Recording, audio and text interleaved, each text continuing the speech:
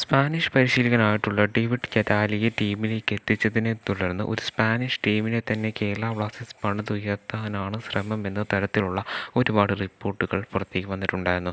അതിനെ ശരിവെക്കുന്ന ഒരു റൂമറായിരുന്നു Sergio castle. മുമ്പ് ജംഷഡ്പൂർ എഫ്.സിക്ക് വേണ്ടി ബൂട്ട് തട്ടിയ സെർജിയോ കാസിൽ എന്ന് പറയുന്ന താരത്തെ കേരള ബ്ലാസ്റ്റേഴ്സ് ടീമിലേക്ക് എത്തിക്കുന്നു എന്ന തരത്തിലുള്ള റിപ്പോർട്ട്.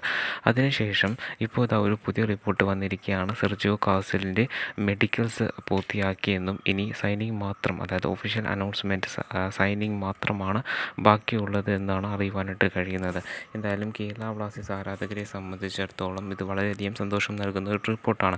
വരാൻ പോകുന്ന സീസൺ, അതായത് വരാൻ പോകുന്ന അടുത്ത 12ാം സീസണായി, ഈ സീസണിലെ 12ാം സീസണിൽ ക്വാമെ പെപ്രയ്ക്ക് പകരം ഒരു പക്ഷേ കേരള ബ്ലാസ്റ്റേഴ്സിൻ്റെ ജീസസ് ജിംനസിൻ്റെ കൂടെ അറ്റാക്കിംഗ് നിരയിൽ ഒരു സ്പാനിഷ് അതായത് സ്പാനിഷ് സ്ട്രൈക്കറിനെ ഡ്യുവോ കാണാനായിട്ട് സാധിക്കാവുന്നതാണ്.